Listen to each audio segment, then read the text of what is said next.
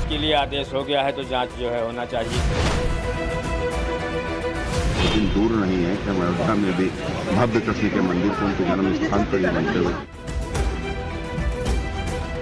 सर्वे से यह साबित होना संभव होगा। जो हमारी मांग थी कि शाही ईदगाह मस्जिद में एडवोकेट कमीशन के द्वारा सर्वे कराया जाए, उस सर्वे की एप्लीकेशन को अलाउ कर दिया।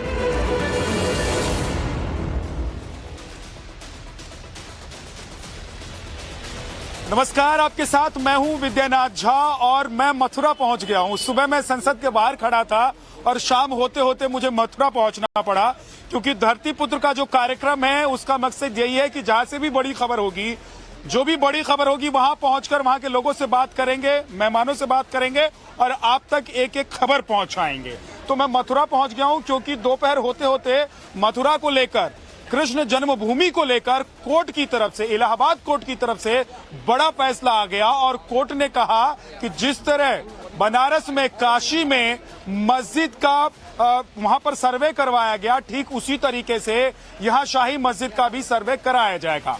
18 तारीख को इलाहाबाद हाई कोर्ट कमीशन तय करेगा कि उसमें कौन कौन होगा और किस तारीख से ये सर्वे का काम शुरू होगा। लेकिन इस बीच यहां मथुरा में लोगों का उत्साह बढ़ गया है, क्योंकि 90 के दशक में एक बात लोग कहते थे कि अयोध्या तो झांकी है और काशी मथुरा बाकी है, कहते थे ना, कहते थे।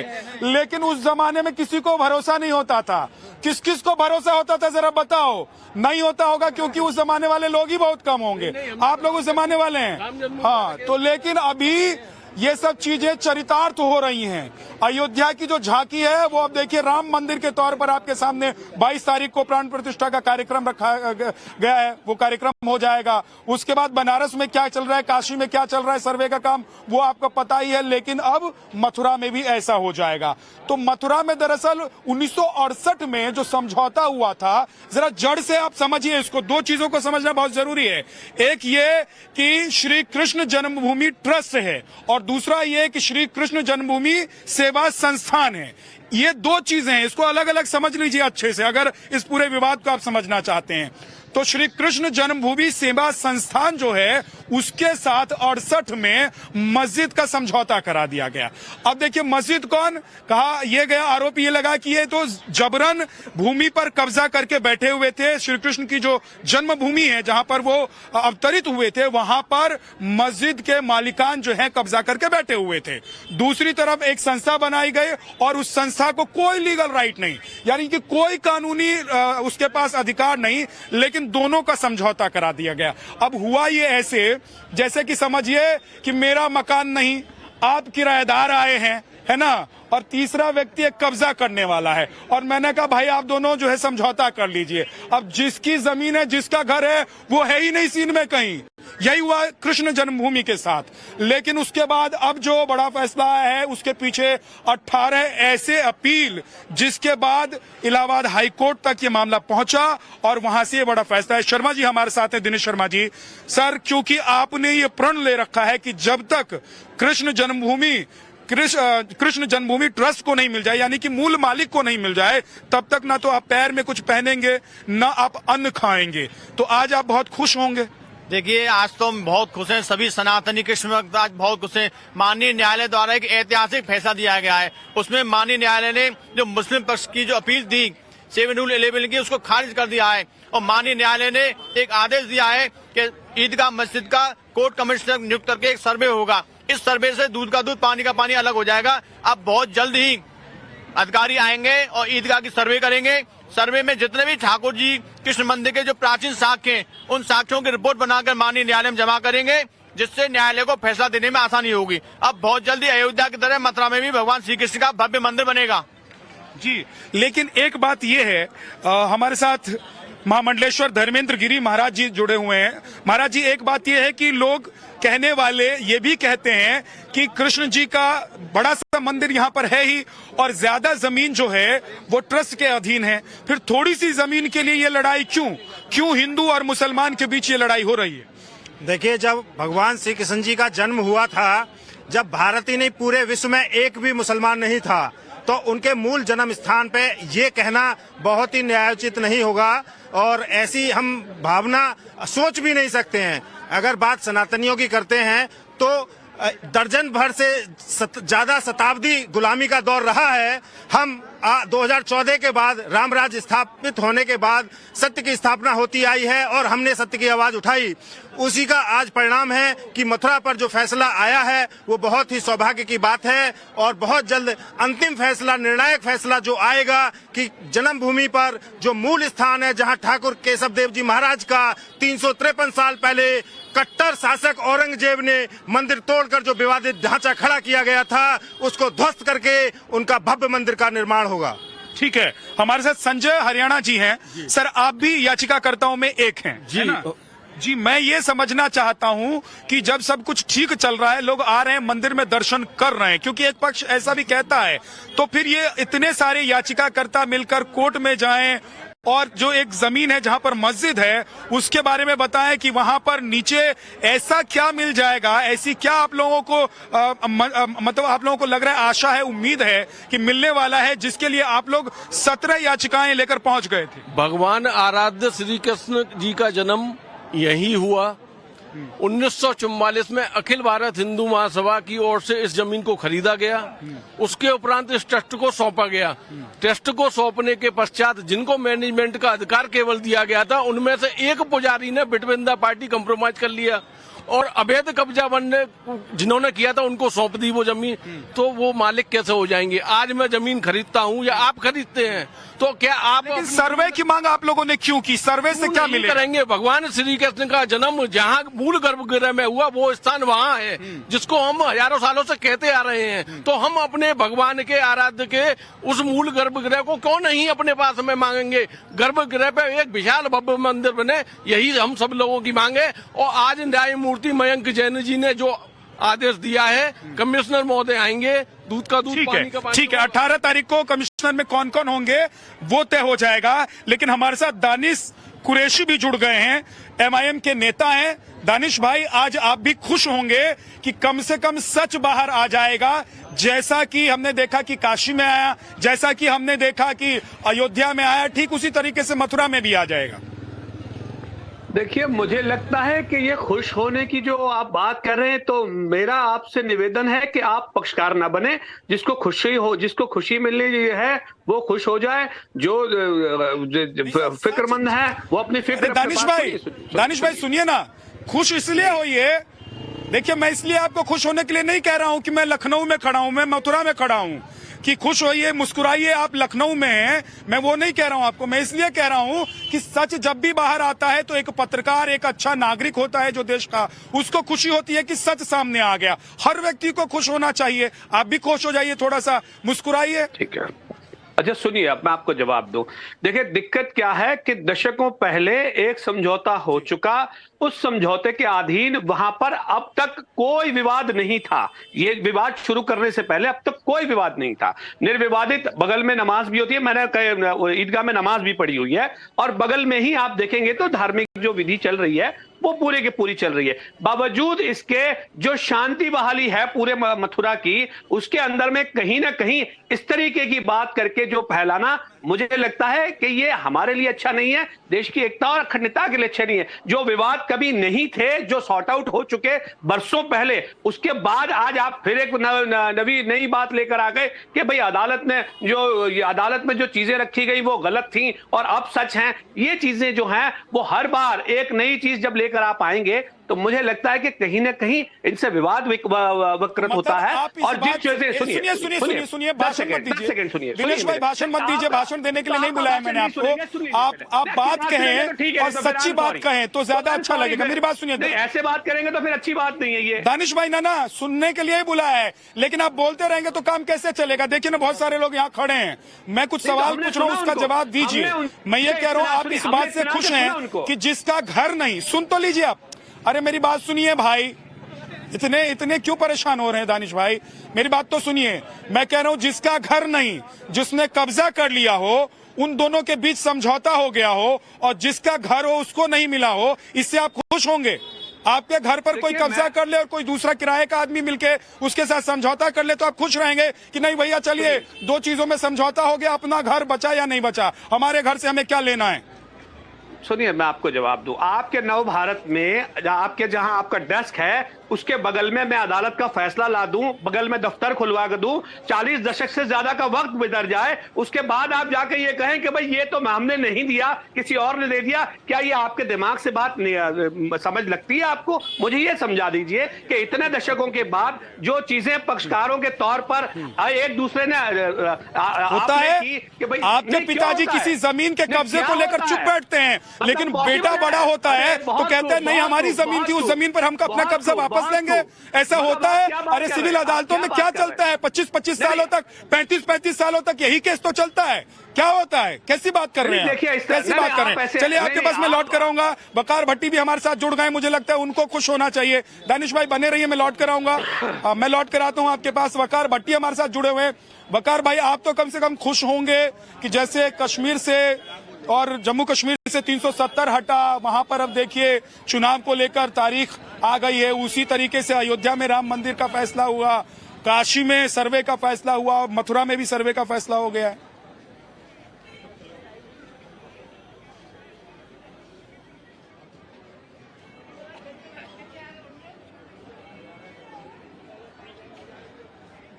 देखिए वकार भट्टी मेरी बात सुनते ही चले गए कि मैंने 370 का जिक्र कर दिया तो उनको लगा हो कि इस पर मैं चला ही जाऊं, आगे बढ़ जाऊं। लेकिन मैं वापस आऊंगा। वकार भट्टी भी हमारे साथ जुड़े हैं और दानिश भाई आप भी जुड़े रहिएगा, जाइएगा मत, इतनी आसानी से मैं छोड़ता भी नहीं हूं। विजय बहादुर सिंह हमारे साथ हैं, जनसंपर्क अधिकारी हैं श्री कृष्ण जन्मभूमि ट्रस्ट के। सर एक चीज बताइए कि उस मस्जिद के अंदर क्या क्या मिलने की का अनुमान है आप लोगों को? क्या लगता है, क्या आशा है कि क्या क्या मिल सकता है उसमें? जहाँ तक सर्वे का प्रश्न है उसका प्रकार क्या होगा ये इस पर निश्चित करेगा। ये मुकदमे की आरंभिक प्रक्रिया है, जो सामान्य प्रक्रिया है, मगर महत्वपूर्ण इसलिए है कि 2.5 साल से मथुरा में चल रहा था ये आदेश। अब इससे वास्तविक स्थिति जो वाद पत्रों में लिखी है वादियों ने वो प्रमाणित होगी और न्यायालय को सही निर्णय करने में बड़ी सहायता मिलेगी इससे। 1000 साल पहले पहला मंदिर तोड़ा था महमूद गजनवी ने, उसके पश्चात फिर सिकंदर लोदी ने। इन 1000 साल में यहाँ बार बार मंदिर बने। उसके बाद औरंगजेब ने अंतिम मंदिर जो ओरछा नरेश ने बनवाया था 250 फुट ऊंचा, उसको ध्वंस किया औरंगजेब ने। तो आप देखिए इस भूतल का ये लेवल है और मंदिर के लेवल है करीब 50 फुट ऊपर। इसके अंदर उन 1000 साल के मंदिरों का अवशेष है, अवशेष दबे हुए हैं। अच्छा, तो यदि हम ईदगाह लेवल से खुदाई करेंगे 50 फीट तो विक्रमादित्य का मंदिर का अवशेष मिलना निश्चित है। हाँ, क्योंकि आप लोग भी याचिकाकर्ताओं में शामिल हैं, इसीलिए मैंने आपको बुलाया कि आप लोग थोड़ा डिटेल में बता पाएंगे कि दरअसल इस मंदिर के अंदर ऐसा मस्जिद के अंदर ऐसा क्या हो सकता है। वैसे मैं थोड़ा सा रात का वक्त है, अभी अंधेरा हो गया है, तस्वीर तो नहीं ठीक से दिखाई देगी, लेकिन मैं आपको बता दूं अगर आप आए होंगे मथुरा तो ठीक है, नहीं तो वहीं से बैठकर आप विजुलाइज कीजिए। मैं आपको दिखाता हूं, ये देखिए ये मुख्य द्वार है। ये कृष्ण जन्मभूमि मंदिर का जो मुख्य द्वार है वो ये है। इसके ठीक पीछे कितना मीटर पीछे है ईदगाह पर सर? नहीं, यहाँ से कितना मीटर पीछे मंदिर है? लगभग 200 मीटर पीछे मंदिर है। और उसकी हाइट आपने कितनी बताई? यहाँ से इस भूतल से कम 50 फीट ऊपर। 50 फीट ऊपर। लेकिन जब आप पीछे की तरफ जाते हैं तो आपको ठीक मंदिर के पीछे मस्जिद दिखाई देती है।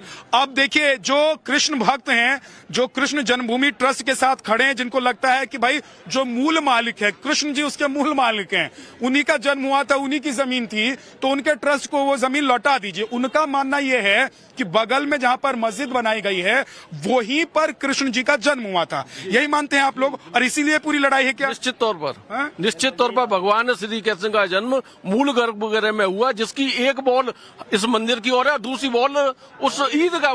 तो लेकिन दानिश जी हैं MIM से, वो कह रहे हैं कि 18 साल तक कुछ नहीं हुआ है ना, और दशकों से कुछ नहीं हुआ। फैसला 1968 में आ गया, तब कुछ नहीं हुआ। अभी ऐसा लग रहा है कि अचानक अयोध्या के बाद और काशी के बाद मथुरा वाले सारे एक्टिव हो गए। ऐसा नहीं है, उनको जानकारी नहीं है पूरी। ये 13.37 एकड़ जमीन है और 2.5 एकड़ में जो भगवान का असली गर्भगृह है, जिसे ये मस्जिद कहते हैं, वो गर्भगृह भगवान वहीं प्रकट हुए थे। तो हमारा विवाद 13.37 एकड़ को जमीन को लेकर के है। और ऐसा नहीं है कि हम पहले कोर्ट में नहीं गए, हम सब पहले से कोर्ट में जाते रहे और 1992 में हम लोग कोर्ट में गए। 1992 में हाई कोर्ट गए थे, हाई कोर्ट ने रेफर किया कि आप लोकल कोर्ट में जाइए। दानिश भाई ध्यान से सुनते रहिएगा, ये लड़ाई आज की नहीं है, पिताजी ने भी लड़ी है और उनके बेटे भी लड़ रहे हैं, सुनते रहिए। बता देता हूँ इसको, जब 1815 में, थोड़ा पीछे बता देता हूँ, 1815 में जब एकदम औरंगजेब पर मत चले जाइएगा। नहीं औरंगजेब पर नहीं जा रहा हूँ 1815 में ब्रिटिश ईस्ट इंडिया कंपनी जब इसका ऑक्शन किया था और बनारस के राजा पट्टीमल ने 13,400 रुपए इस प्रॉपर्टी को खरीदा था, तो सबसे पहले अताउल्ला नाम का ये व्यक्ति कोर्ट गया था सबसे पहले। और 1892 से लेकर के कंटिन्यूअसली ये लोग लिटिगेशन करते रहे 1968 तक, और 1968 तक इनको कहीं इंटरटेन नहीं किया गया। कोर्ट ने साफ मैंने कर दिया कि ये प्रॉपर्टी हिंदू पक्षकारों की है, हिंदू पक्षकारों की रहेगी। श्री कृष्ण जन्मभूमि ट्रस्ट में निहत है प्रॉपर्टी, आपका कोई लेना देना नहीं है। लेकिन 1967 में केस डाला गया और 1968 में उसका कंप्रोमाइज करा लिया। कौन सी ऐसी जल्दी थी कंप्रोमाइज करा लिया गया? 1973 में डिक्री करा ली गई। क्यों करा ली गई? क्योंकि एक बहुत बड़ा षड्यंत्र था और वो षड्यंत्र के तहत प्रॉपर्टी 2.5 एकड़ जमीनों को दे दी गई। 1992 में फिर एक MM शर्मा हमारे हैं हिंदू, वो गए कोर्ट और हाई कोर्ट ने उसमें ये ऑर्डर किया कि आप ये सिविल नेचर का मैटर आप मथुरा कोर्ट जाइए। तो कैसे कह सकते हैं कि हम लोग बराबर? चलिए ठीक है, ये तो देखिए ये सब पक्षकार लोग हैं, लेकिन ये सब कृष्ण के भक्त हैं, इसीलिए आप लोग आए होंगे मथुरा। कहाँ से आए हैं आप लोग? करनाल, हरियाणा से। हरियाणा से आए हैं, हरियाणा वाले हैं सब। एक चीज मैं जानना चाहता हूं थोड़ा आप लोगों से कि ये सब तो पक्षकार हैं, अपने पक्ष में ही बोलेंगे, जो दूसरे पक्ष का है वो अपने पक्ष में बोलेगा, लेकिन आम लोग क्या चाहते हैं और क्या सोचते हैं? उन लोगों को नहीं लगता है कि जो जहां पर मस्जिद है वहां थोड़ी जांच पड़ताल हो जाए, अगर वहां पर कोई सबूत है, कुछ राज छुपा हुआ है तो बाहर आना चाहिए कि नहीं आना चाहिए? बिल्कुल आना चाहिए, बिल्कुल आना चाहिए। आप लोगों को खुशी होगी वहां पर जांच हो तो? हाँ, हो जाए जांच, कोई फर्क नहीं पड़ता हमें। ये हमारी कृष्ण जन्मभूमि है, हमें पता है और सब कुछ मिलेंगे सबूत यहाँ पे। अच्छा, लेकिन कुछ लोग कहते हैं कि भाई यहाँ मंदिर भी बना हुआ है और मस्जिद भी है, तो फिर आप लोग इतना विवाद क्यों करते हैं? आप लोगों को लगता है कि ये विवाद है या सच जानने की कोशिश है? एक बात है कि हमारी पूरी कृष्ण जन्मभूमि है, तो फिर इसलिए फिर अब मस्जिद का क्या काम है बीच में? तो जांच पड़ताल हो जानी चाहिए, बिल्कुल होनी चाहिए। सबको पता चलना चाहिए कि क्या असलियत है। क्या लगता है क्या हो सकता है अंदर? कुछ राज छुपे हुए लग रहा है कि क्योंकि औरंगजेब तो बहुत बदमाश थे, क्या करते थे, मकान के ऊपर ही मंदिर बना देते थे, सब दबा देते थे नीचे। तो आप लोगों को लगता है कि कुछ दबा हुआ हो सकता है? बिल्कुल लगता है। ठीक है, वकार भट्टी हमारे साथ जुड़े हुए हैं। वकार भट्टी भाई अब जाइएगा मत, कनेक्शन मत तोड़िएगा, कनेक्शन में जुड़े रहिए एकदम, क्योंकि बात कश्मीर से लेकर अब मथुरा तक की करूंगा मैं आपसे। 370 से लेकर अयोध्या से लेकर अब मथुरा तक आपको खुशी हो रही होगी कि 370 भी हटा, उधर अयोध्या में मंदिर भी बन रहा है और बनकर तैयार है अब, और यहाँ मथुरा में अब जांच की बात सामने आ गई है। कोर्ट ने कहा है कि करवाएंगे सर्वे, कोई दिक्कत नहीं है। जी पहली बात, मैं तो छोड़ के नहीं जा रहा हूँ। जम्मू कश्मीर में 370 के बाद विकास ही इतना हुआ, इंटरनेट इतना तेज है तो अपने आप ही कट जाता है, इतनी स्पीड है इंटरनेट की। तो अब रही दूसरी बात, यहाँ आप सर्वे करा रहे हैं, तो मैं कह रहा हूँ आप एक काम कीजिए कि पूरे देश की सर्वे करा दीजिए, पूरी देश के मस्जिदों के सर्वे करा दीजिए। तो मैं कहता हूँ उनके साथ ना, हाँ जी कोर्ट ही करवा रहा है। यही मत कह दीजिएगा कि विद्यानाथ जी कोर्ट भी हो गए। नहीं सर, विद्यानाथ जी तो हमारे बड़े प्यारे एंकर हैं, उनसे तो बड़ी मोहब्बत है हमारी, तो वो तो मुझे भी पता है कि वो इतनी ज्यादती तो नहीं करेंगे मुसलमानों के साथ। तो चलो, जो भी मस्जिदों में सर्वे हो रहे हैं होने दीजिए, कोई बात नहीं है, इससे हम थोड़ी हार जाते हैं। कोर्ट का अपना काम कर रहा है, हम लोग अपना काम करेंगे और इंशाअल्लाह जीत तो हमेशा हक की होती है, आज नहीं तो कल। लेकिन दानिश भाई कह रहे हैं कि ये गलत हो रहा है, आज ये जानबूझकर ये हिंदू मुसलमानों के बीच में खाई खड़ा करने की कोशिश है, खाई बना दी है हिंदू मुसलमानों के बीच में। ये दशकों से तो नहीं हो रहा था, दशकों से सब कुछ ठीक चल रहा था। मैं उसी पे आ रहा हूँ। देखिए सर, ताकत भी आपकी, सत्ता भी आपकी, अदालतें भी आपकी, पुलिस भी आपकी, सर्वे के लोग भी आपके, जो चाहे मीडिया भी आपका, जो चाहे वो कर सकते हैं सर।